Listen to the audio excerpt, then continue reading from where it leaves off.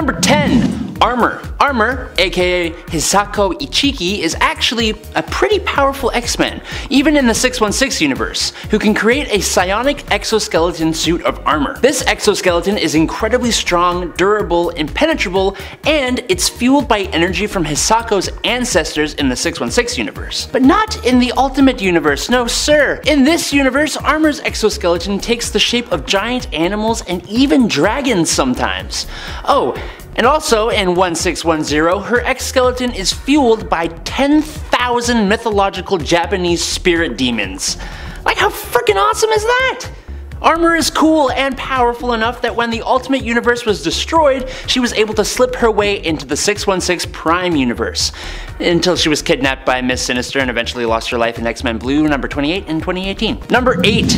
It's Wolverine. I'm gonna be honest, this version of Wolverine is a bit alarming in terms of his morals and preferences, and just his behavior in general is just a bit less heroic than his 616 counterpart. But despite that, it is hard not to admit that he is quite the powerful character. His healing factor is a bit different than his Prime version and is called a survival factor. That means he can survive being torn in half, departed from his head, and even blown up by a nuclear bomb. He can also detect lies and still has an adamantium skeleton. He was trained by Weapon X as an emotionless assassin, but when the Brotherhood hired him to take out Xavier, he proves he is more than just muscle, overcoming his brainwashing and joining the X-Men, although it may have also been because he fell in love with the teenage Jean Grey when he was like 30. Number 6. The Phoenix 5. In the 2012 crossover event Avengers vs. X-Men, the Cosmic Phoenix Force was coming to Earth, and when it arrived, it was split up into 5, giving our heroes a new problem in the form of the Phoenix 5. The quintet consisted of X-Men veterans including Cyclops, Emma Frost, Namor, Magik, and Colossus, who began reshaping the world according to their will until they themselves became a threat.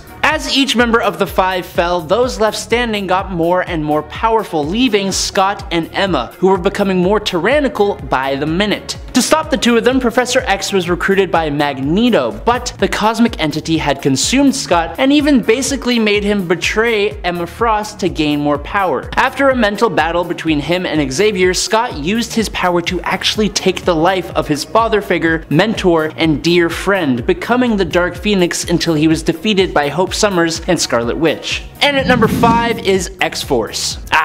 X-Force, the X-Men Black Ops team, Cyclops' own little hit squad. There are more than a few not so great things this sub-team has done. Cyclops forcing X-23 to be on the team, performing assassinations, etc, etc, it's all bad. But after Cyclops disbanded the team, Wolverine kept it going on his own, and they took on a bit of a sinister task when they decided to take out a younger cloned version of Apocalypse to prevent him becoming a threat. This particular assassination almost didn't go through, but then Phantom X just popped the little clone in the head. Yes, it's incredibly messed up, but hey, then he cloned the clone and raised it in a virtual reality to give it all the nurturing it needed to be a good Apocalypse. Number 4. Professor X Mind Wipe. Professor X has a history of just impulsively wiping and manipulating people's minds, which never goes well in the long run, but for some reason, he just keeps doing it, even to those he considers friends and colleagues. Reed Richards, with whom Xavier worked with on the Illuminati, which is a whole other bad time, feared for his son's life and built a machine that would take away a mutant's powers. Reed's son, Franklin Richards, is an incredibly powerful being with reality warping abilities and was believed to be a mutant, which he wasn't, but that's another story. Professor X took exception to the machine that Reed built, so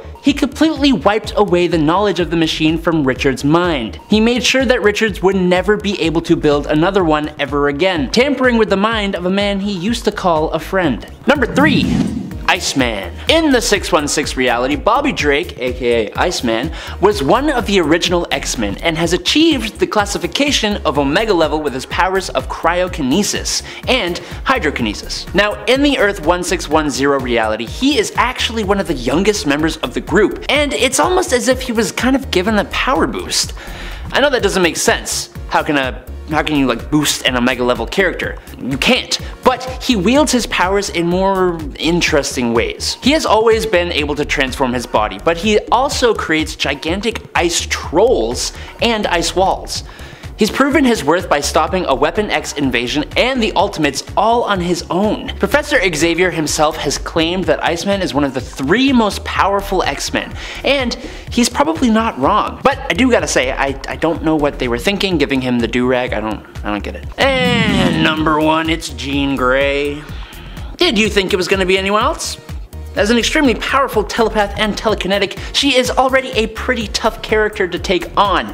But as almost all of us know, Jean Grey is the host for the Phoenix Force, and that still remains the case here on Earth 1610. Only, she seems to use even more of that power. Unleashing a small fraction of her power melted the armor of Apocalypse, but her full might against him tore him apart atom by atom, causing him so much pain Apocalypse begged her to stop. Apocalypse begged her to stop. As the Phoenix, she reversed time, read people's minds, saved the whole team multiple times, and took off into space, literally traveling to what was essentially heaven. There is a reason people fear Jean Grey, and the Phoenix Force gives them all the more reason to poop their pants. Starting off our list with an honorable mention at number 10, we have Captain Carter. Normally, I'd put my girl Peggy higher up on any list, but since she's less weird and more awesome, we've gotta put her here. Captain Carter actually originally debuted in the Marvel Puzzle Quest video game during a celebration for Captain America's 75th anniversary, but was given a fully fleshed out backstory and has been a fan favorite ever since. In a universe where Steve Rogers is assassinated before he can be given the Super Soldier Serum, Peggy Carter is instead the one who becomes an incredibly strong and iconic hero for the Allied forces. The comics would continue her adventures, with her universe's New York City coming under attack with nuclear weapons by the Red Skull, and eventually lead to her joining the superhero team the Exiles after their multiverse-spanning adventures brought them into contact. Next up on our list is the center point for one of the most controversial Marvel storylines of all time, the infamous Hydra Cap. Initially appearing to be the main Marvel Universe's Captain America, this version of Steve Rogers had grown up indoctrinated by Hydra's fascist ideologies and was actually sent to America to kill the creator of the superhuman serum for the Axis powers, but instead wound up deceiving his way into receiving the serum himself. Having wound up in the main Marvel Universe when their Steve Rogers was rejuvenated back to his usual age in a different storyline, this Hydra Cap was able to hide his evil intentions until the pivotal moment that he declared to the world those shocking words, "Hail Hydra." Seeing one of comics' most inspiring icons twisted in such a way was definitely unexpected, and definitely earns a surprising spot on this list. Coming in at number 8, we have the blood-sucking Vampire Cap. In a universe where Captain America fought and then lost against the villain Baron Blood, soon the entire Avengers team was overtaken by his vampiric disease. Consumed with a lust for both blood and power, this Steve Rogers began a year-long killing spree that culminated in killing Baron Blood and taking his place as the new Vampire King. This version had all of the benefits of the Super Soldier Serum, in addition to new vampire abilities such as healing so advanced, he was able to survive getting decapitated when facing off against several other Marvel heroes. I guess going for the head isn't as effective as we all thought. And at 7, Phyla Vell. After Genis-Vell, then known as Captain Marvel, previously destroyed and recreated the universe, the new version was subtly altered, with Phyla Vell's existence being one of the changes. Phyla Vell was the second artificially created offspring of Captain Mar-Vell, who was created by her mother Elysius in the new universe because her first attempt, Genis-Vell, had been so successful. She fought her brother, who was insane at the time, and in the process of helping to restore his sanity, she then tried to claim the Captain Marvel title, though her brother refused to give it up. To save Rick Jones's girlfriend Marlo Chandler, Genis had to travel to the future to see what would be the cause of her future demise. He asked Phyla to stay behind on Earth to keep watch over Marlo, and in doing so she encountered the being known as Magus, who tried to kidnap Marlo. She and the telepath Moondragon foiled the plot, and Genis returned to Earth shortly after, telling her that he stopped a villainous plan to release Magus hundreds of years in the future, but wouldn't explain how. But like, bro, I just fought him, couldn't you have done that a little sooner? And at 6, AI Avengers. This android-based Captain Marvel was one of the many robotic versions of the Avengers created by Ras Maltra, which were in turn inspired by Egghead and his AI Avengers. They were dispatched to fight off the Hulk and the forces of Hydra at the Mount, but were ultimately destroyed. But I mean, like, come on, an AI version of Captain Marvel is pretty weird, but honestly, based on what I talk about on Top 10 Gaming, it's par for the course for me. Halfway through into number 5, Genis Vale. After a falling out with Captain America, Rick Jones found himself mentally drawn to a pair of extraterrestrial golden bracelets, the Negabands. Donning the bands, Rick slammed his wrists together with all of his might, and his atoms traded places with those of the exiled Kree Captain Marvel. Joined together, Rick and Captain Marvel lived a shared existence. During the epic Kree-Skrull War, Rick and Captain Marvel became pawns of the Kree Supreme Intelligence who unleashed the untapped psionic potential of Rick's mind, the Destiny Force, to put an end to the war. Sometime later though, as a result of the exposure to deadly nerve gas, Captain Marvel perished from incurable systemic cancer. As Rick slowly began to move on with his life, eventually getting married, Marvel's love, Elysius, felt more alone than ever. Using Titanian science, Elysius sampled some of Marvel's genetic structure to conceive a child, Genis. To protect him from Captain Marvel's enemies, Genis was artificially aged to maturity and taken to an isolated world where he would be safe from harm. Upon discovering of his true lineage though, Genis donned wristlets modeled after the Negabands worn by his father and was determined to carry on his father's heroic tradition, eventually calling himself Captain Marvel. In at 4, William Marvel. William Marvel, also known as Billy Marvel, was the combination of both versions of Captain Marvel from both DC and Marvel in the shared amalgam Earth. This version of the character shares the powers of both Captain Marvel and Shazam from the DC universe, since originally Shazam was named Captain Marvel. This version of the character was also a member of the Judgment League Avengers and first appeared in JLX #1 from 1996. On this Earth 9602, he's actually a young boy who, when shouts the word Kree, transforms into a super scientifically enhanced adult hero. His fellow members of the Judgment League Avengers are not aware of the secret though. After Angel Hawk, Canary, and Goliath found Super Soldier, Captain Marvel soon joined and formed the Judgment League Avengers. He was then transported by Doctor Strange Fate with other members of the Judgment League to battle Thanos. When Mariner was accused of blowing up oil freighters, the US government branded him an eco-terrorist, and Captain Marvel and other non-Metamutant members of the JLA captured him and imprisoned him without a trial. So kind of a little wishy-washy on the whole morals thing. Number 3, Venom Hulk. Venom Hulk is as terrifying as you think. It all goes down in What If issue 4. It shows us what would happen if the alien costume had possessed Spider-Man. So if the Fantastic Four hadn't have been able to separate Peter and the suit initially. It's a fun little alternative. It gets pretty ugly quickly and the other Avengers are called upon to try and stop Peter from causing more irreversible damage. Doctor Strange is hurling spells at him for hours, still it's no use. And you'd think when the Hulk came along he could just, huck Peter into a few walls until he calms down. But he arrives and the symbiote sees his power and he's like, that looks pretty good, I want that, give me. And then when it comes into contact with the Hulk, this nightmare is born. When Thor comes in to hopefully try and end this disaster of a situation, he too is consumed by the symbiote. I really hope we get to see some sort of evil version of the Hulk in this What If Disney show. I mean, Venom Hulk would be amazing. I would love to see this issue on TV. Might be a little long shot, but maybe Grey Hulk perhaps, I don't know. Some sort of evil Hulk is coming, I feel it. Number 2, Lizard Hulk. Still green this time around, just a little more wet and scaly. He comes from Earth 19919. Robert Banner, of course, has a similar origin as the Hulk that we're now familiar with, only he was infected by the Spider Virus in Spider Island issue 1. So a little more this time around. Now he's got extra arms and he's even more powerful. Just what you want. The Spider Queen at this point is standing tall over Manhattan with the residents of New York City turning into spiders, which I gotta say, worst thing I've ever heard. I feel itchy just reading that. And as for our heroes, it's probably best if they switch to a different animal's DNA to avoid the whole mind control Spider Queen awful situation. So Captain America gets a hairy upgrade and the Hulk gets paired with some lizard DNA, resulting in a weird but exciting storyline. Major Godzilla vibes over here. And finally, number 1, you guessed it, Old Man Logan. Remember that time that the Hulk was a landlord and had Hulklings with his cousin Jen Walters? Let's talk about it. Old Man Logan is an absolute masterpiece, first of all. Created by Mark Miller and Steve McNiven, we get to see a dark future where supervillains have taken over the United States. Bruce Banner ended up taking over California from Abomination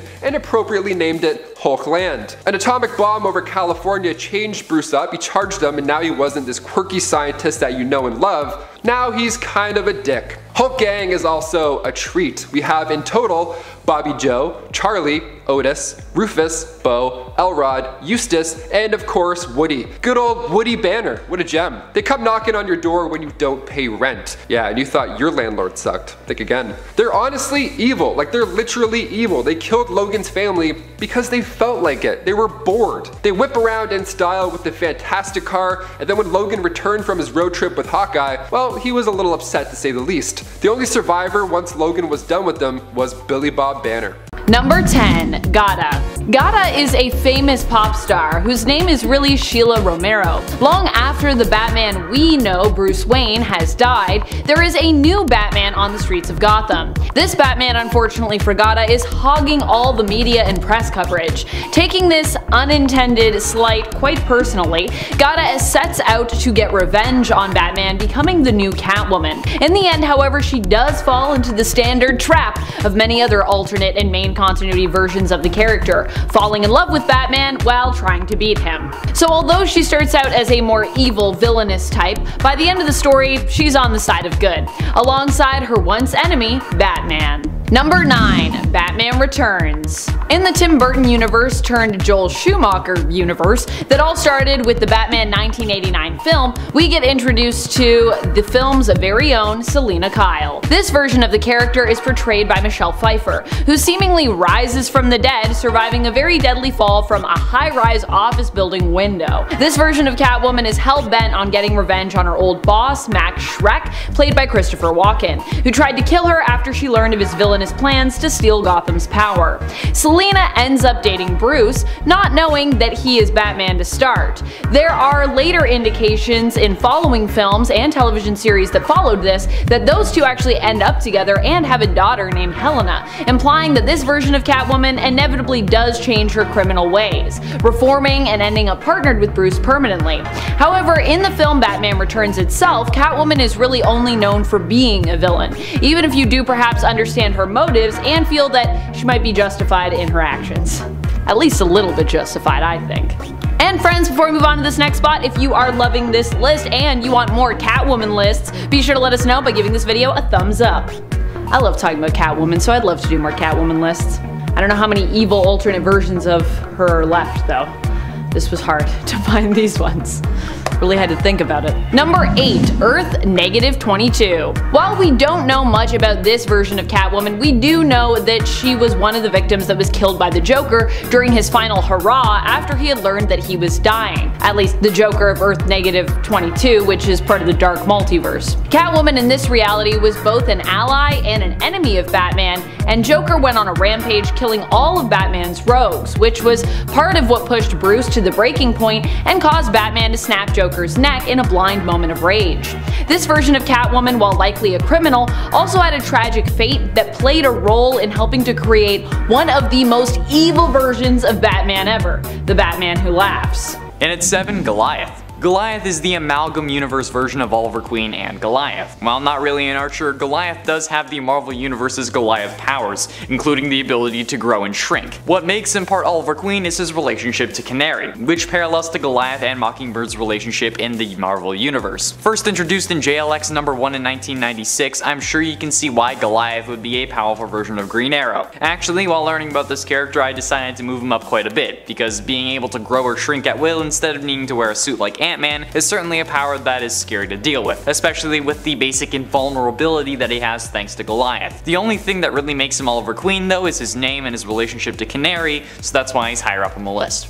And at 6, Roy Harper. Now, while Roy Harper may be younger and more naive than Oliver Queen, he does become quite the respectable superhero in his own right, and has gotten through some serious issues, including multiple substance abuse issues, which is inspirational to say the least. While also being an expert archer, Roy is an excellent acrobat and has been shown as an expert mechanic and engineer, designing and building his own trick arrows as well as trick arrows for Oliver, not to mention additional weapons, robots, and defense systems. He's also been shown as quite the expert hacker, and was able to jailbreak his phone and give it voice recognition. Roy Harper invented Siri, guys. Aside from that, the Arrowverse version of Roy was also given a dose of Mirakuru and survived, turning him into a living weapon much like Slade Wilson. While the Mirakuru was in his system, Roy was able to punch through a shipping container that was bullet and explosion proof, not to mention the healing factor he gained, and the ability to punch through brick without, ironically, breaking a sweat. Although this came with its own set of issues, including anger management problems, which isn't good when your mentor has just sworn off killing. Not to mention the one time Roy in the comics had a Black Lantern ring in the Blackest Night storyline. Halfway through into number 5, Flashpoint. Flashpoint Oliver is an interesting case here, because while he is on the side of good, he's more on the side of profit. Leading a band of ex-military operatives he calls the Green Arrows, Oliver runs a business where he steals advanced gadgets and weapons from villains and refurbishes them for military use, which honestly makes him pretty damn powerful. If he can not only acquire these weapons, but also if he used them, he could be considered one of the most powerful non-superpowered individuals in the Flashpoint timeline. But I also like to consider the fact that just because Barry's mom didn't die, Oliver isn't as much of a do-gooder as he is in the main timeline, or that just because Barry's mom didn't die, Bruce Wayne is the one who dies in the alley. It's incredible to me, honestly. This version of Green Arrow was introduced in Flashpoint Green Arrow Industries #1 in 2011, and this one is definitely on my read list. I'm probably gonna pull it up when I get home because this is really cool, even if it is slightly concerning.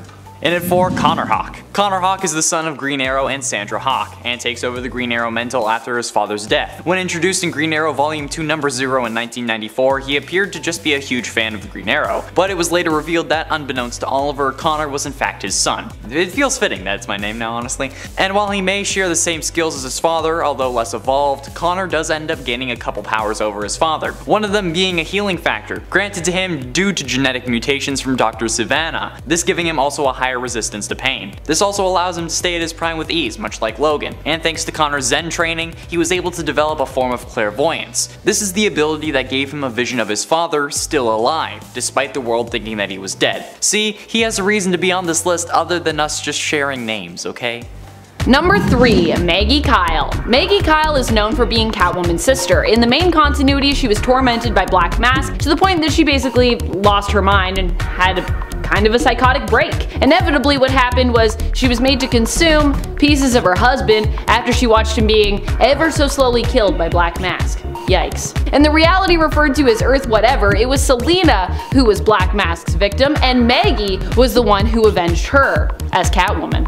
Maggie was also very specific with the kind of revenge that she wanted and got when it came to Black Mask, killing him slowly, tormenting him as he had her sister in this reality, Selina. Maggie also seemed to relish what she had done, smiling gleefully about it. Part of what makes this version of Catwoman, Maggie's Catwoman, so evil here is what she did to Black Mask. The manner of it specifically, and of course her reaction to that act. She seems like really creepily happy about it. Number 2, Female Fury Catwoman. While Holly Robinson as Catwoman wasn't necessarily evil, like Holly Robinson herself isn't very evil, there was a period during her time as Catwoman where she was really evil.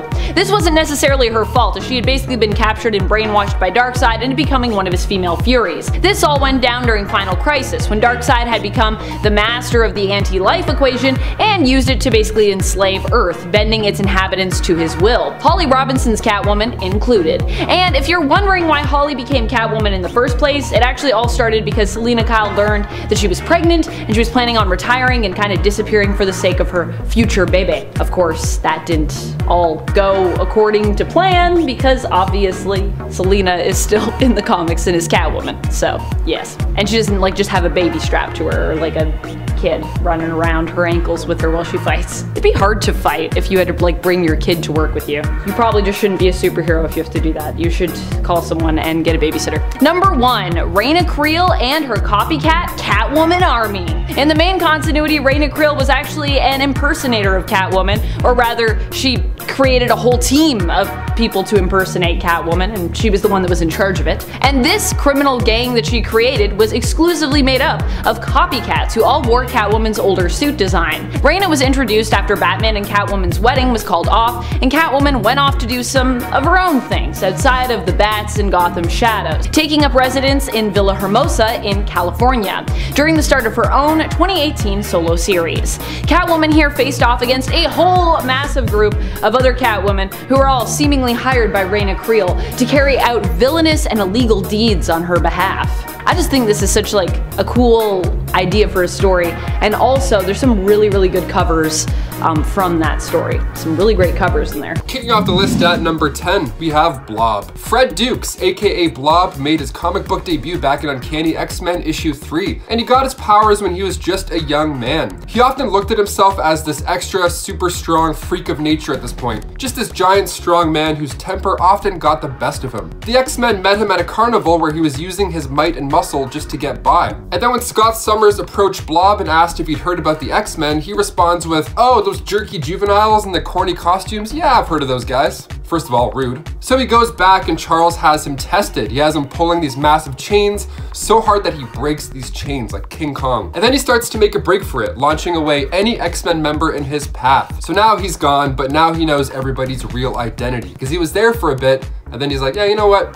I'm out of here. So Charles had to track him down and then erase his memory from his brain. I had to start with Blob because he was so close to being a member. So much potential, and then he ended up picking the wrong team 3 issues later. But we had him for a bit. And before we continue on with this list, if you guys haven't already, please go ahead and give us a thumbs up because it helps our channel out so much. You guys are the best. Thank you so much for watching. Now back to our list. Number 9, Vulcan. He named himself after the Roman god of fire, but Vulcan's real identity was that of Gabriel Summers. He was born after Cyclops and Havoc. Well, not really born, he was surgically removed from his mother's body and placed in an incubator accelerator, aged to be at his prime, and then sent back to Earth to work for Devan Shikari. He then escaped and was found by Moira McTaggart with no memories of who he is or where he came from. He was impressing Charles quite a bit and all he wanted to do was learn his mutant abilities. Sounds like the dream student. So Charles needed help from him and other newcomers to find the remaining X-Men after most of them had been depowered from the Scarlet Witch. So Charles put him in this danger room purely made of Charles' thoughts as a training exercise to get them sharp in a short amount of time. So inside it feels like months of training, but in actuality it's only a few hours. Then Vulcan and his new team were sent to Krakoa to rescue the original X-Men. But Vulcan revealed to Scott that Xavier sacrificed his own brother to save him. And then Kid Vulcan's true origins are shown, and in the next issue of Deadly Genesis,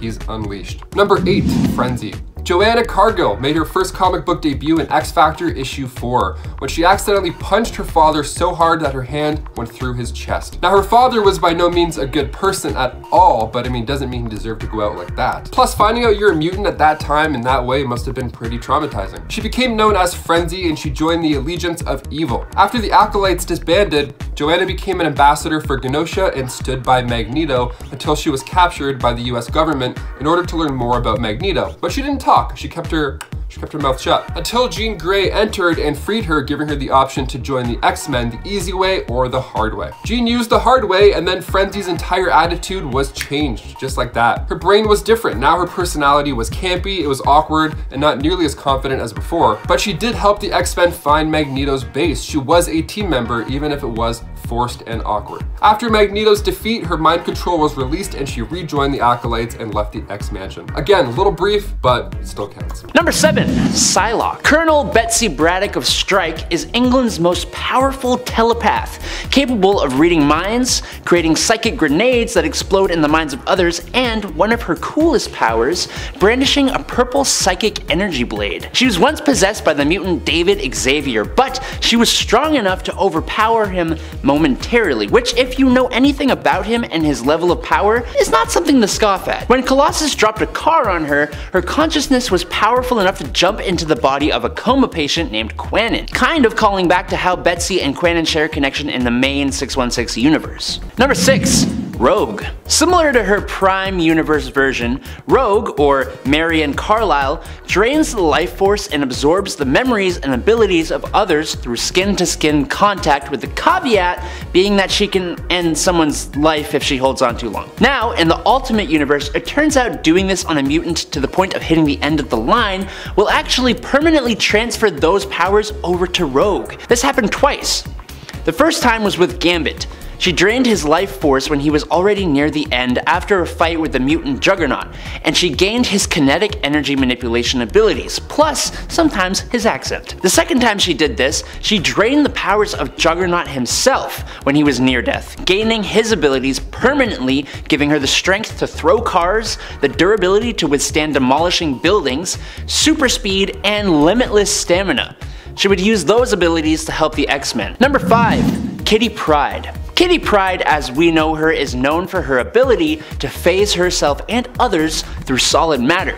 She also has the ability on Earth 1610, but in this universe she discovered she can also minimize the negative space around her atoms, becoming super dense and granting herself extra dimensional mass, giving her enough strength to smash through concrete and metal and punch Spider-Man through the air, making her as hard as diamond and able to withstand attacks from the Phoenix, and making herself weigh 90 tons at peak mass. But that's as well as her phasing ability, which can allow her to walk on air and water. And that's before her exposure to Giant Man Serum to fight Galactus that leveled her up even more, allowing her to increase in size and gain a healing factor. Definitely one of my favorite Ultimate X-Men, and not just because of her romance with Peter Parker. Alright, number 4, Storm. The Omega level mutant known as Storm has a little bit of a different backstory compared to her main universe counterpart. On 1610, Aurora Monroe was an immigrant from Morocco who was found by Professor X living in Athens, Texas,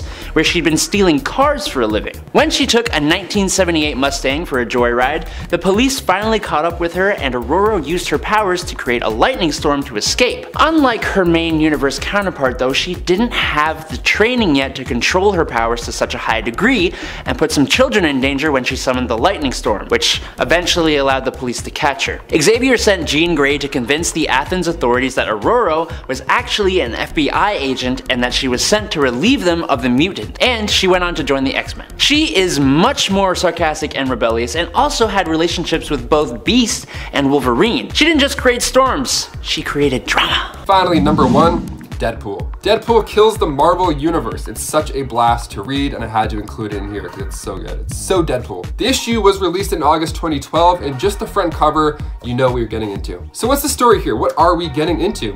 What happened to Wade? Well, his mouth wasn't sewn shut and he didn't have swords for hands. Nothing like that this time, no. The X-Men put Wade into the Ravencroft Asylum in attempts to heal his insanity. The doctor, Psycho Man, was brainwashing Wade in hopes to shut down all of his inner voices, which worked. But now all these voices were replaced with voices that were encouraging him to kill everybody in the Marvel Universe. So it went from bad to worse, and of course Wade's the one to do it. Right off the bat, the series draws you in. I mean, it opens with the Fantastic Four facing off with Wade. Reed gets left all rubbery and left for dead and lifeless. It's really gruesome, but also really fun. Not for the faint of heart, but definitely fun, and obviously super gory. And at 10, Poison. Poisons are a species of crystalline extraterrestrials spawned by the Poison Queen. Originating on Earth 17952, the Poisons spent an unknown amount of time as prey for larger, stronger creatures before discovering that they could assimilate symbiotes and their hosts to become more powerful. Poison Captain Marvel was the Poison who assimilated venomized Captain Marvel of Earth 81622. Poison Captain Marvel attacked D-Man and Rage on Manhattan Bridge alongside Poison Killer Thrill, Poison Hyperion, Poison Gamora, and Poison Thing in order to attract more powerful heroes. Kind of a burn. This attack led to the creation of Poison D-Man, Poison Rage, and Poison Thor. However, this poison most likely died along with the others when the Queen was killed by the time-displaced Jean Grey. And at 9, Imposter. Part of a training program with the intent of eventually replacing Earth's heroes, this Skrull was permanently turned into a copy of the Kree warrior Mar-Vell, to avoid any possible detection. However, a problem emerged when the real Mar-Vell died. So this Skrull was no longer useful in the training program, and he couldn't really return to his true form, preventing him from returning to his normal life. However, he wasn't just going to lie down and die, so the Skrull allied himself with 2 other Skrulls in the same situation, posing as the deceased heroes of John Proudstar and Adam Warlock. After some time, they had a run-in with Kitty Pryde, who they mistook for her Skrull imposter and then took prisoner. But realizing that she was the real deal and that Galactus was about to arrive, they let her go and joined forces with her and Wolverine in an attempt to save their people and the X-Men. The Skrull was ultimately gunned down by another Skrull when he attempted to stop a Skrull general from keeping people from getting on board a spaceship, I'm guessing to evacuate. And at 8, Rogue. When Rogue touched Ms. Marvel to absorb her powers, Carol grabbed onto her arm and didn't let go. So in addition to Carol's Kree DNA glitching up Rogue's powers, the prolonged contact caused each to end up absorbing the powers, memories, and personality of the others. They kinda swapped places. Rogue sought out Professor X's help, and afterwards she was sent to space as a consequence of an encounter with Brood. Rogue and Carol Danvers were briefly visited by Carol's counterpart from the Prime Marvel universe using the powers of the Reality Stone, since the gem links her to the other wielders of the gem in other realities, and they can all kind of like communicate, with the wielder of this Earth being Anna Marie. They talked about the differences between their lines before the visiting Carol was pulled to Earth 70875. But yeah, Rogue having Carol Danvers' powers, that's actually pretty weird. Number 7. Ultimate Hulk. This version of Bruce is quite troubled. He was taught to just stay out of his parents' way growing up, and he also hated himself pretty much. He wanted to be ripped like Captain America, he didn't like his noodle arms, it was a rough go for him in the Ultimate Universe. So when Nick Fury got together the brightest minds to recreate the Super Soldier Serum, Envious Banner was on that team. He did figure it out, or so he thought, but he kept the info to himself. He didn't want any other scientist getting credit. But he took it a little bit too far when he also decided to keep the human testing process to himself as well. He injected himself and became Ultimate Hulk. The first time he changed, he injured Mary and Richard Parker, but down the road he injected himself again, but this time he mixed Super Soldier Serum with Hulk Serum, and then he turned gray, and his first plan of attack was, of course, as you would think, to fight Freddie Prinze Jr. Yeah. Number 6. Infernal Hulk. First appearing in Deadpool Annual 1, this version picks up after Bruce Banner became the Sorcerer Supreme, and his first trick was to separate the Hulk from himself and just banish him as far away as possible. And what better place to throw him than the pits of hell? While in the land down under, Hulk became Infernal Hulk. A little more scary looking than Joe Fixit, just a little bit. So when our 616 banner arrived to this universe with Spider-Man, Infernal Hulk traded places in hell with the other Bruce's Hulk persona. So now that Infernal Hulk is free and he's going back after Banner, he's pissed. So Deadpool, Spidey, and Supreme Banner, they all figured, okay, let's just reverse this banishing spell, and then as soon as Banner shows back up, we break his neck. Alright, go team, let's do it. Number 5. Hulk 2099. John Eisenhart this time around made his first appearance in 2099 Unlimited issue 1 back in 1993. This is the future, of course, one of many alternate Marvel futures where heroes are simply no more. But fear not, as we still have cults.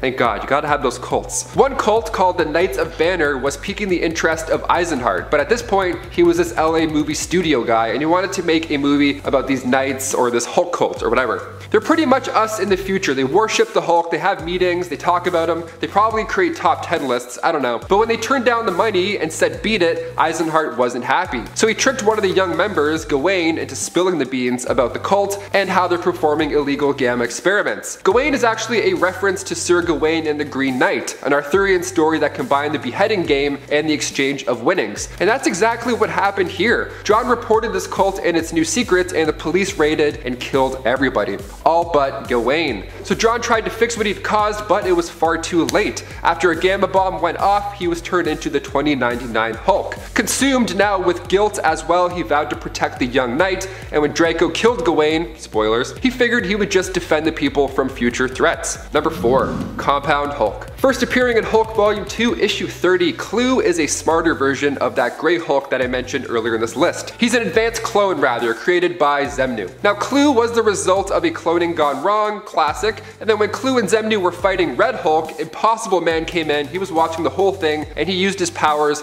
to merge both of those guys into the compound Clue. He didn't last long at all, but anytime the words merge and Hulk are in play, it's bound to get weird. At number 3, we've got another character with a Dragon Ball Z style fusion in the form of Clark Kent, the Super Soldier. And no, this didn't suddenly switch over to a DC Comics themed video. In the Amalgam universe, where the Marvel and DC multiverses have been compressed and combined into one unified world by the megaversal beings known as the Brothers, Super Soldier is the result of mixing the backstories of both Captain America and Superman. Clark Kent is a young man from Kansas who winds up receiving his powers of strength, heat vision, and flight not from being a Kryptonian, but by volunteering for the Super Soldier program to help America during the Second World War, a process which is spied on by a very mischievous Jimmy Olsen. He would go on to fight the leader of Hydra, a version of Lex Luthor, and Super Metallo, a combination of Metallo and Red Skull's usual brand of killer robots. Double the trouble, double the fun. Coming in at number 2, we've got a version of Captain America that doesn't even need America. That's right, it's Captain Avalon. Coming from a Marvel universe inspired by classic sword and sorcery fantasy, this version of Cap is merely called Stevan until his son, funnily enough named Stevan Jr., is kidnapped by the Dreadlord, an evil alternate version of Baron Zemo. While he doesn't appear to have any actual magical abilities or equivalents to the super soldier formula, Captain Avalon is a brave knight at the peak of human condition, and his red and blue shield still brings the core of this classic character to light, even if America doesn't really exist in this Game of Thrones style world.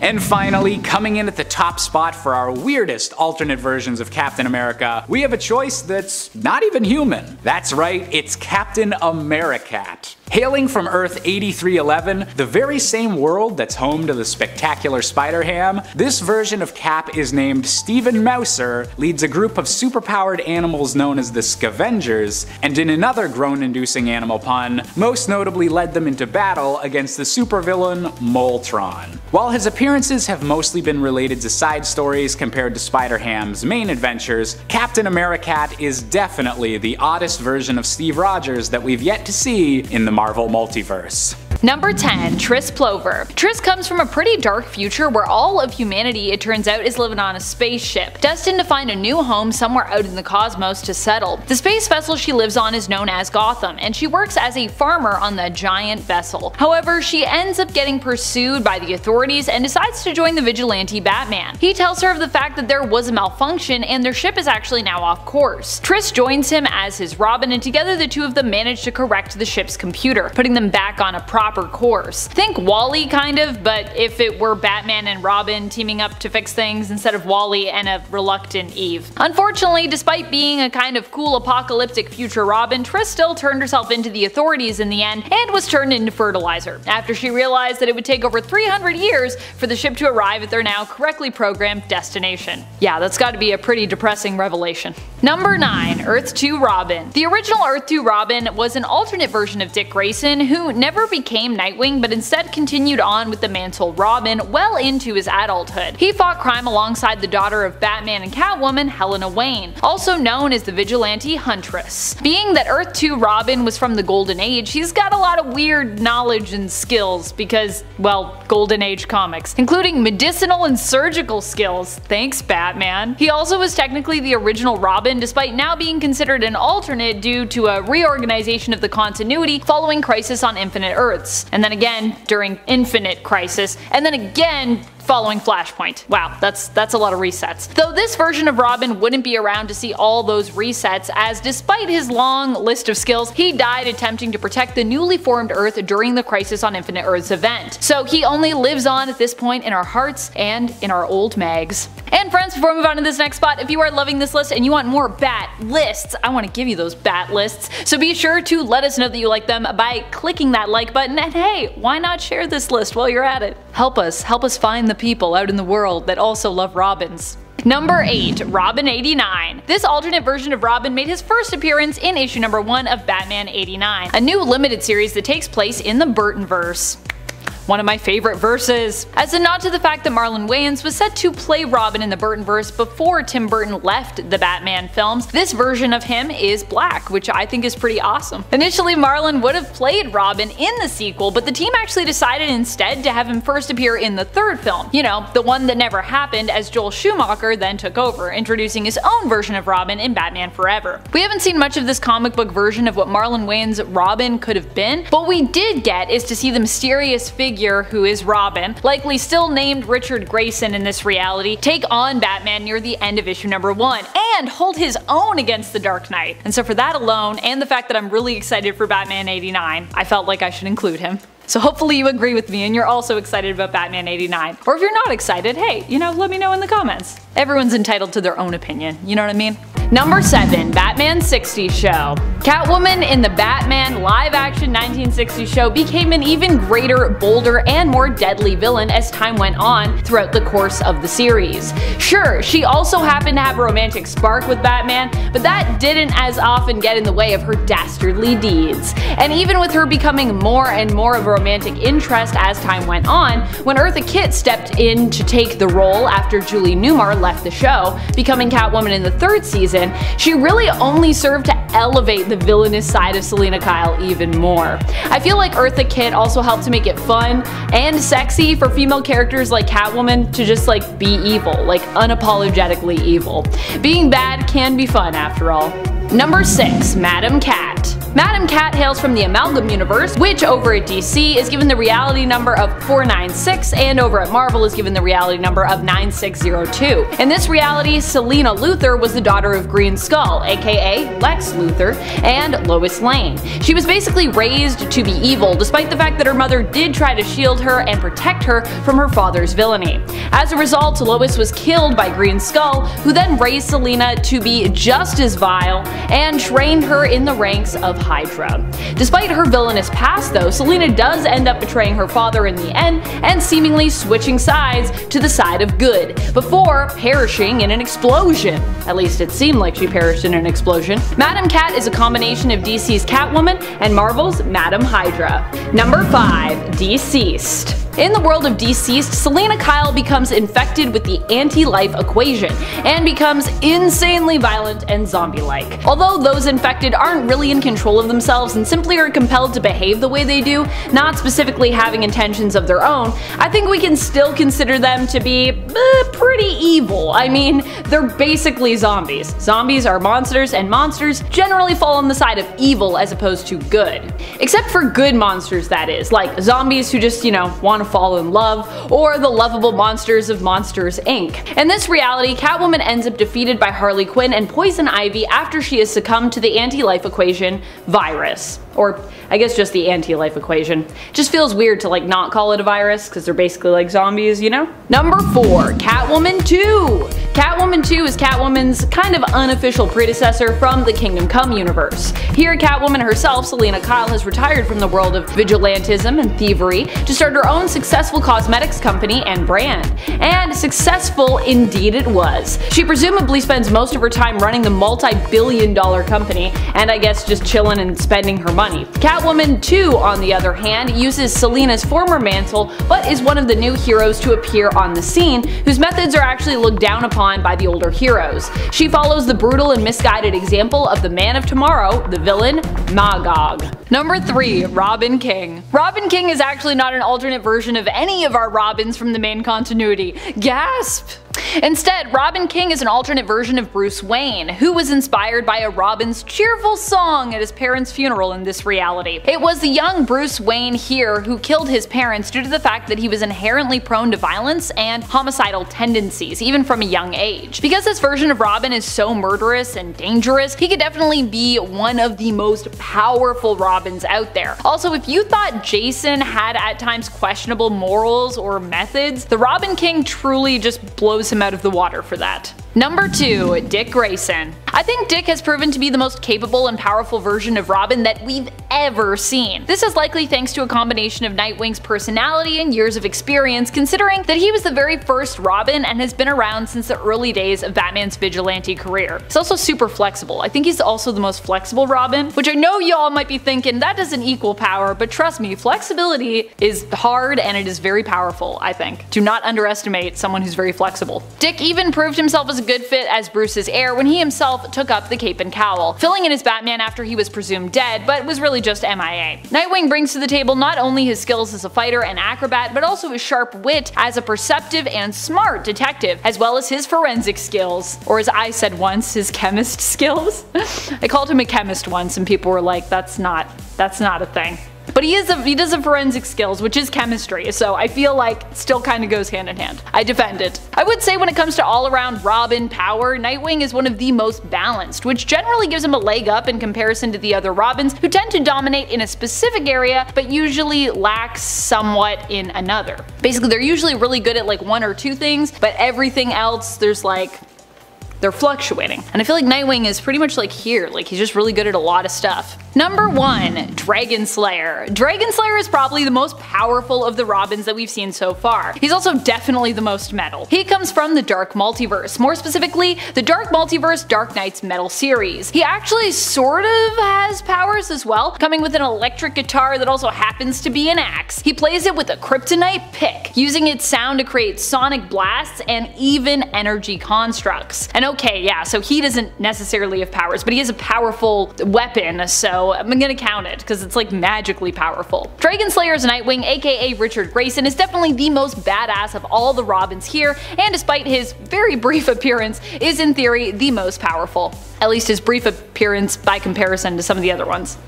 Although Tris Plover was also brief. Number 10. Cyclops and Wolverine's Schism. Schism was basically Wolverine and Cyclops fighting over ideologies, particularly ideologies surrounding the young mutants' minds that they were subjecting to danger literally all the time. Wolverine believed in a more nurturing parental approach, while Cyclops had the idea to treat these youngins like soldiers. Cyclops' approach is bad enough, but the whole initiation of this fight was another low for the mutant Boy Scout. Cyclops founded Utopia, giving mutants a place to live, but a place that was now being threatened by a new Hellfire Club that attacked a group of young X-Men at a museum opening, taking hostages. Cyclops and Wolverine were racing to get there, but were too slow, so, to Wolverine's horror, Cyclops ordered Teenage Mutant Oya to de-life all the Hellfire soldiers, which she did successfully. The fight between Cyclops and Wolverine then split the mutant community down the middle. Number 9. X-Men vs. Inhumans. The Inhumans were an offshoot of humanity that were experimented on by the Kree, gaining powers from a process called Terrigenesis, using Terrigen mists. Now it turns out, these mists are basically poisonous to the mutant population, and mutants were hurt when mists were released on Earth. The Inhumans in response felt pretty bad and were all for some kind of peaceful resolution to the issue. But Emma Frost made a whole plan that all the mutants, including the X-Men, agreed to except for Beast, Forge, and Rogue. Emma also basically staged the passing of Cyclops at the hands of Black Bolt of the Inhumans to get the mutants to fight back against the Inhumans, who weren't even trying to fight in the first place, causing a whole war between the two groups. It makes no sense, but that's how it is, I guess. If you guys love mutants and these videos, be sure to drop a quick like on this video. It's all you gotta do to show us your support. Thanks, nerds. Number 8. Danger. While working to upgrade the Danger Room by installing Shi'ar technology one night, the Danger Room spoke to Professor Xavier and asked, "Where am I?" Realizing that the Danger Room had mutated and become alive, but still needing to train his X-Men, Professor Xavier made the choice to just ignore and hide the life form from his X-Men. Not smart, since later, the Danger Room began to control other machines in an attempt to gain a body. After sending an Omega Sentinel to battle the X-Men, the Danger Room convinced a student at the school, Wing, to de-life himself, which resulted in the breaking of its prime directive and the physical manifestation of the being named Danger, taking on a female appearance. After locking all of the students in a nightmarish simulation, Danger battled and defeated the X-Men, then went on to do a whole bunch of much worse things herself. Number 7. Caliban. An albino mutant and a former member of the Morlocks, Caliban made his first comic book appearance in Uncanny X-Men 148. He has the ability to track down any mutant, and he actually sacrifices himself in Logan, where he was played by the hilarious Stephen Merchant. Great film. If you haven't seen it, go check it out. It's on Disney Plus now, rated R. So good. He was originally an ally to the X-Men, so I'm gonna count him as a hero who switched over to the dark side. Because once he became a tracker for Apocalypse in X-Factor issue 24, titled The Fall of Mutants. So Apocalypse gave him extra strength and renamed him Hellhound, taking the place of the Horseman Death. Number 6. Gazer. Making his first debut in X-Men Volume 2, issue 169, Gazer met the X-Men when a Golgotha invasion was threatening Earth. He was alone on a NASA space station, and due to his mutant abilities, he was the only person that could withstand high levels of radiation. So when these creatures approached Earth, he told Emma Frost, and then the X-Men joined him in space on his observation platform. Again, he wasn't knighted with a sword and deemed an official X-Men or anything like that, no. But he's a mutant who works in space to keep our planet safe, and he calls Emma Frost. So call him what you want, but this man's a hero. He's a bored, lonely hero up in space. He's definitely an X-Men. I'll say he's an X-Men. But then after the events of M-Day, things changed, and so did his morals. He lost his abilities, so now he was experiencing horrible radiation sickness, so he decided to literally jump ship, wanting to go out there instead of passing away alone in here. Fair, I mean, sad, but also makes a lick of sense. It's kind of like George Clooney in Gravity, just floating out in space. Houston, I lost visual of Dr. Stone. But while he was drifting in space like a hero, Apocalypse came on by to save his day, thus becoming the Horseman War. Number 5, Sunfire. He made his first debut in X-Men issue 64. Shiro Yashida's mother passed away of radiation poisoning when he was still young, and Shiro was raised by his uncle Tomo to hate the West and return to Japan to their imperial days. So he trained for years and attacked America when the X-Men pulled up to put a stop to it. So Sunfire ended up taking out his uncle and returning to Japan, but then he was sent to destroy an American cargo ship, but then Namor turned him for good. Now he was Japan's protector. When most of the X-Men were captured by Krakoa, Sunfire was recruited by Charles to help. He was named as one of the mythical 12, representing the power of nature alongside Storm and Iceman. So far, so good. But then during a battle with Deathstrike later on, he was presumed dead after an altercation, and the X-Men couldn't find his body. But you know who did? Apocalypse. Yep. He was turning him into the Horseman Famine, and he kind of had control over it, kind of. See, he wanted to stay and see if he could help out Gazer, who I'd previously mentioned up there, but they were sadly both turned by the end of the day. At least he tried. Number 4, Forge. Forge is a mutant and a tribal shaman who made his debut in Uncanny X-Men 184. He's known for creating these amazing inventions, and before he worked for the X-Men, he was fighting in the Vietnam War, where he would use dark magic to save himself. He rejected the life of a shaman in order to serve. He was able to create advanced cybernetic prosthetics to replace his missing limbs during all these battles. And then after the events of M-Day, Forge searched the multiverse to try and find other mutants. Then there was an alternate world of mutants at war with a group of artificial mutants that were created by Forge. So he was bad. He's a bad guy in another world. Brilliant mind, but it can get him into a little bit of trouble in some of these stories, especially the Ultimate Universe, where he literally sided with Magneto. And during this, he actually created a power amplifier for Magneto to use in order to flip the Earth's magnetic poles and take out every living being on the planet. So thanks, Forge. Really cool. You couldn't have made like an iPhone 14. Cool, that's good too. Number 3, Professor X Mind Wipe Mark II. It's not just colleagues that Professor X has manipulated. No sir, not by a long shot. But in Giant Size X-Men number 1, Charles Xavier has to put together a brand new X-Men team thanks to the fact that his original X group is being held captive by the living island Krakoa. However, we learn later that this new team wasn't the only one, because Professor X already sent out another new squad of X-Men to save his original team, and they were all horribly killed. Vulcan, Sway, Darwin, and Petra all seem to perish at the hands of Krakoa, and rather than admit his poor decision making, getting a bunch of mutants killed in action, Charles erases the minds of everyone who knew about this team, including Vulcan's older brother, Cyclops, which came and bit him in the butt when Vulcan turned out to be alive and came for some revenge. Number 2, Beast and Terra Verde. After the mutant nation of Krakoa was founded with its various different organizations and groups, the former X-Men Hank McCoy was put in charge of the intelligence wing of X-Force, which was the mutant nation's equivalent to something like the CIA, for example. This means that Beast is now one of the shadiest damn mutants you ever did see, and one of the most prominent examples of just how shady he now is comes in his response to an attack from the Republic of Terra Verde. Beast modifies the telefloronic biotech of the country of Terra Verde to take complete control of that country and its people. From there, he used them to seed telefloronic listening devices in embassies and basically used the state as a puppet for intel gathering. Hank transformed the nation into a literal puppet state and robbed its people of their free will. And in at number 1 is The Secret of Mutant Resurrection. This one is gonna split a few people, and I'm kind of even on the fence about this one. Basically, if you don't know, in recent comics, mutants on their new nation of Krakoa have devised a means of resurrecting their own using a group of 5 mutants known, surprisingly, as the 5.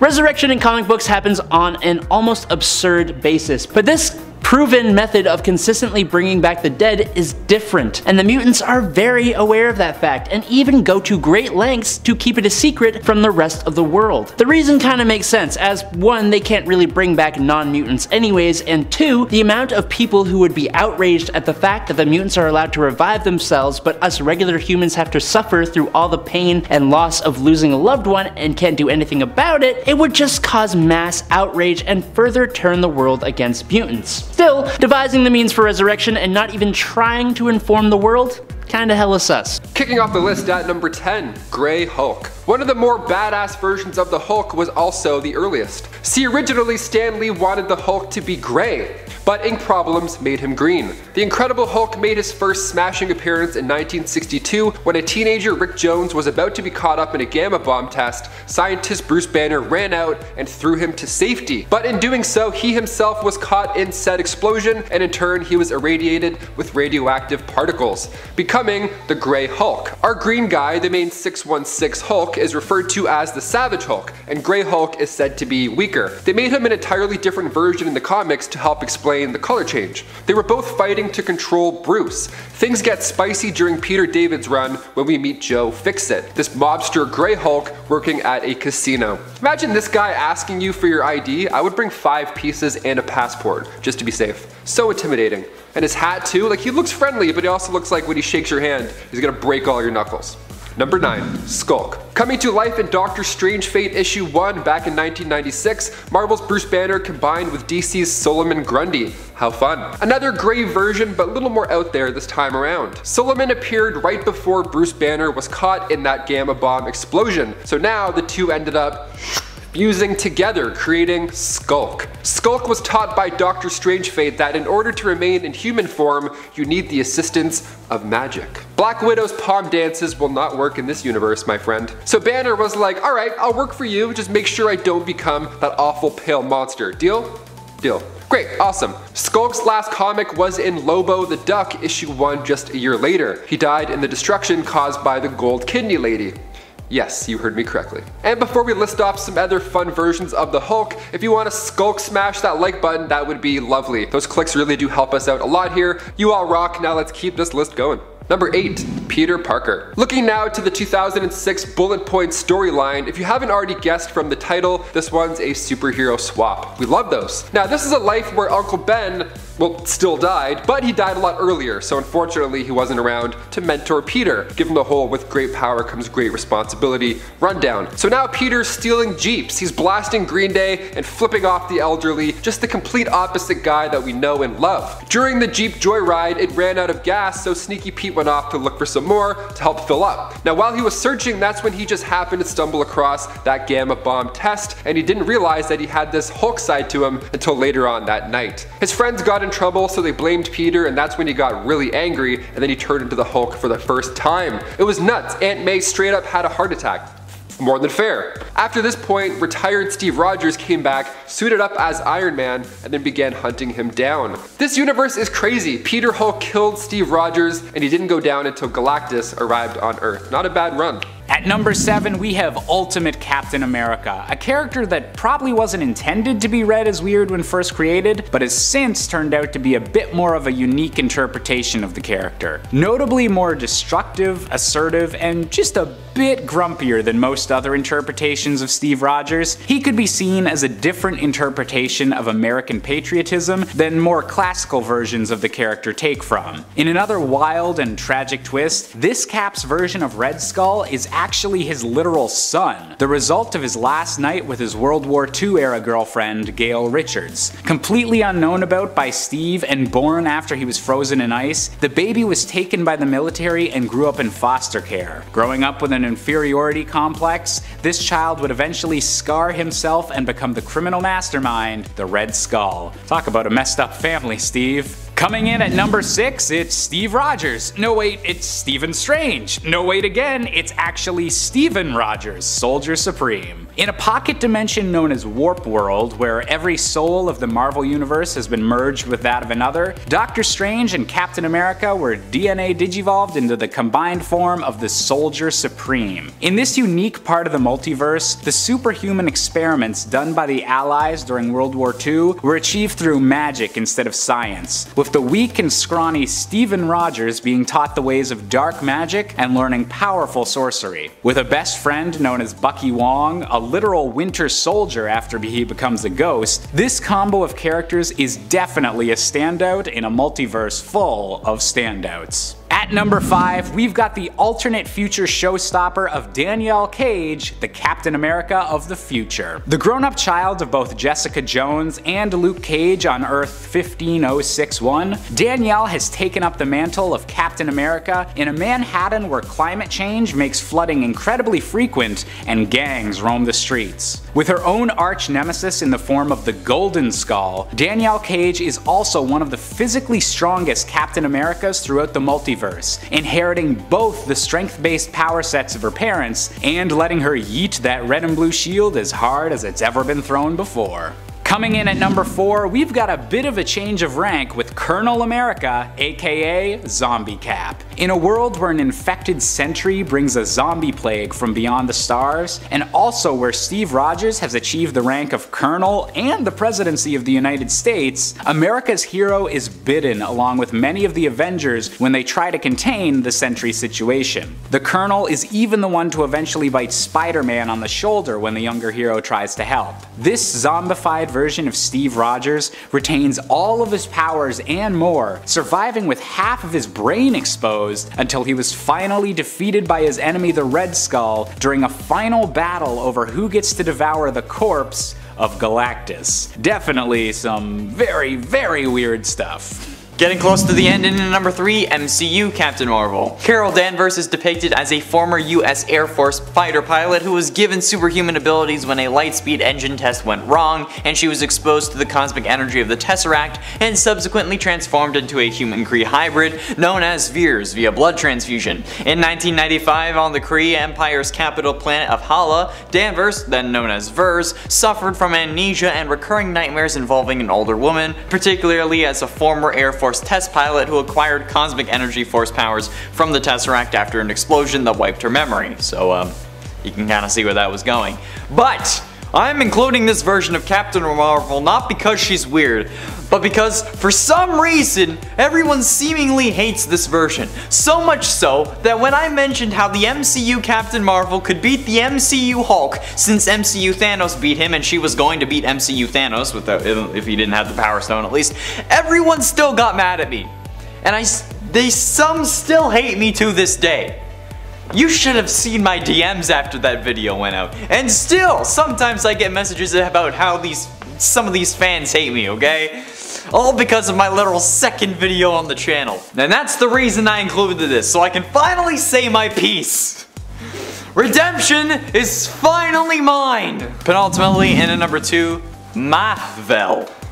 Mar-Vell is the Captain Marvel of the Marvel Ultimate Earth, Earth 1610. For millennia, an ancient extraterrestrial race called the Kree have tracked and studied a mysterious planet-eating creature they called Galactus. Sounds like a Skyrim shout. The Supreme Intelligence restricted this knowledge to specially trained high-level Kree, fearing that if the true nature of Galactus became common knowledge, it would drive their race insane.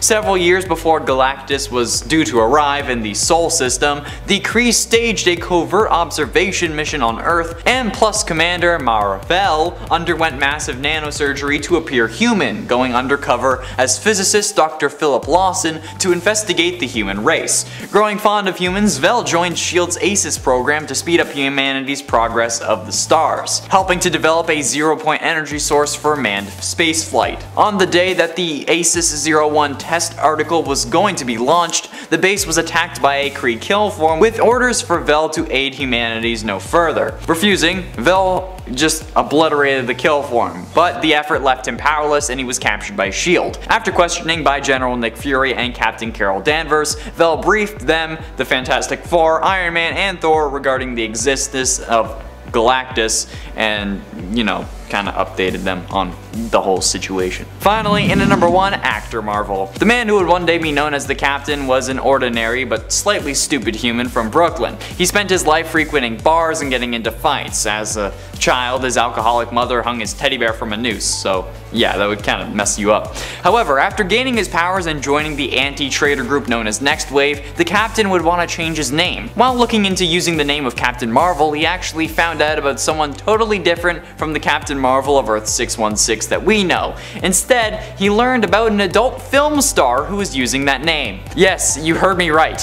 When trying to use the name of Captain Marvel, the Captain came across an adult film actor who was using this name. And honestly, I think that's probably one of the funniest versions of this character that there is. I don't care if it's not Carol Danvers or Marvel, but it's someone going by the name of Captain Marvel making adult movies. Okay, and you know that's gonna be a number 1 spot for me, hands down. Technically, there is an Earth where all the Marvel characters are adult stars.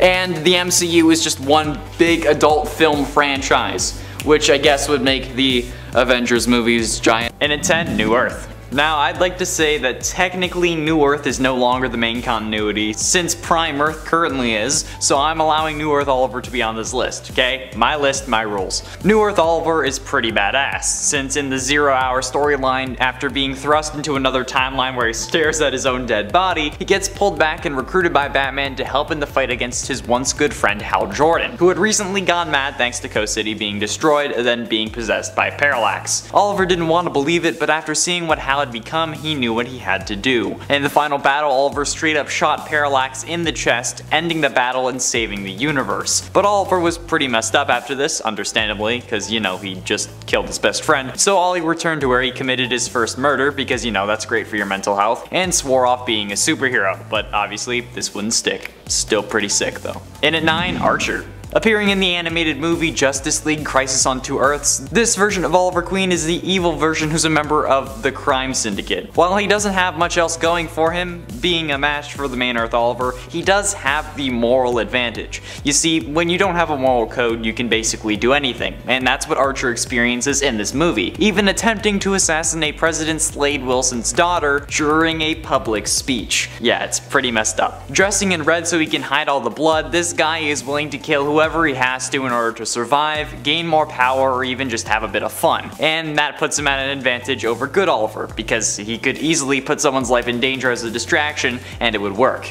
If you're enjoying this list and want to see more like it, why don't you hit those shiny like and subscribe buttons? It really helps us out and can make a huge difference. Okay, let's keep going. In at 8, Injustice. While the Dictator Superman universe version of Green Arrow dies brutally after accidentally shooting John Kent, the Earth 1 version of Green Arrow ends up being summoned by the Evilverse Batman to take down the crazy Superman. But in this reality, there is a pill that the Joker calls the Happy Pill, at least in the game, that increases their resistance to attacks, luckily making it slightly harder for Superman to kill this version of Oliver Queen. This pill does make him more powerful than his original and Archer counterparts, so that's why he's on this list, especially because everyone on Evil Man Earth is like, oh damn, Oliver Queen is back? How did that happen? I mean, like, it's pretty normal for Oliver, I guess. He's basically at this point one of DC's Jesuses, but still, I'm sure that made at least some people question Superman's true power, but it probably didn't last for long, because if it did, they would get their heads blown off or like heat vision through their skull. Do you think Superman plays golf with human heads?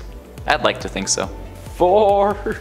Number 7. Gotham City Garage Nightwing. Nightwing in this reality is known for fixing up bikes and wearing a leather jacket with no shirt underneath. Sounds pretty sweaty to me. He is recruited to help break into Lex Luthor's compound by Catwoman, and the pair of them are also joined by Kara. His skills here don't just include fighting and acrobatics, but also his driving skills, which are pretty impressive. Aside from that, Nightwing also has his tricked out bike, which adds to his power set. In this reality, he is rivals with Jason Todd, who himself gets his butt whooped by Kara. Nightwing in this reality is different in the sense that he is more selfish than his main continuity counterpart, and is willing to leave others behind in order to save himself. Number 6. Damian Wayne. What would an alternate Robin list be without a few of the main continuity Robins, of which we have a plethora of alternates already, as the role has changed hands throughout the years. I'm not going to list all of the Robins here, so if there's one that you're a huge fan of and I don't list them, please don't be offended, but I am going to mention a few that I just think are the most powerful and deserve to be mentioned, with some powerful Robin alternates from other realities and Elseworlds peppered in the mix there. Damian, of course, being one of those main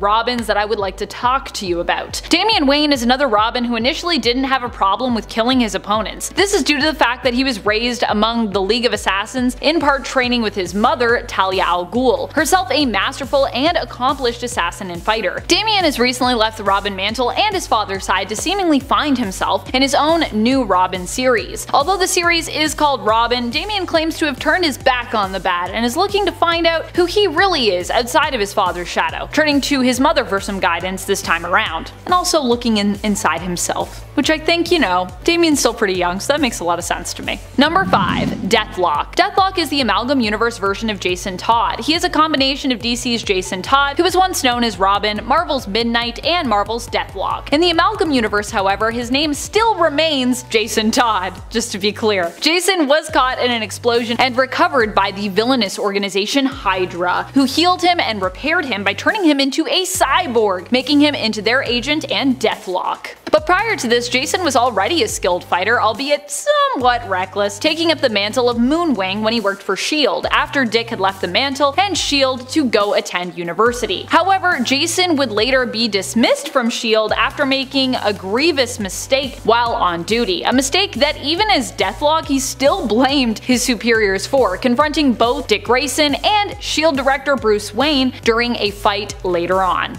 Number 4. Jason Todd. When it comes to Jason Todd, he is powerful because he doesn't often hold back and he doesn't really give up. While he may have trauma that sometimes can leave him vulnerable, his redefinition of the Bat Family moral code means that he's a touch more ruthless than your standard Robin. Okay, maybe a lot more ruthless. At least more ruthless after he left the mantle of Robin and became Red Hood. However, even during his time as Robin, Jason was a determined young man who, even when beaten, would never back down or give up in a fight. Currently, however, Jason is also a masterful sword fighter and weapons expert who is not afraid to kill those who get in his way, which is kind of what gives him an edge, I think, in comparison to some of the other Robins. Getting close to the end, and at number 3, Blackest Night. The Black Lantern Corps is a group of various dead superheroes and villains alike who are raised by Nekron and each given a Black Lantern ring. This ring grants them power over death, and these rings are powered by the Anti-Monitor, as he is present within the Black Lantern power battery. Those raised by the Black Lantern ring are in essence resurrected to where they were before, but with their minds warped to serve Nekron's purpose. Those with the ring have various powers, including a healing factor, or recognition, which allows them to see powerful emotions, energy spectrum assimilation, which lets them extract the hearts of individuals they've slain and use their last feelings to charge the central battery and their ring by 0.01%, and they, much like zombies, can infect others by biting them. A bite from a Black Lantern will slowly kill the one bitten and would turn them into a Black Lantern upon death. Basically zombies with superpowers, so definitely not something to be laughing at.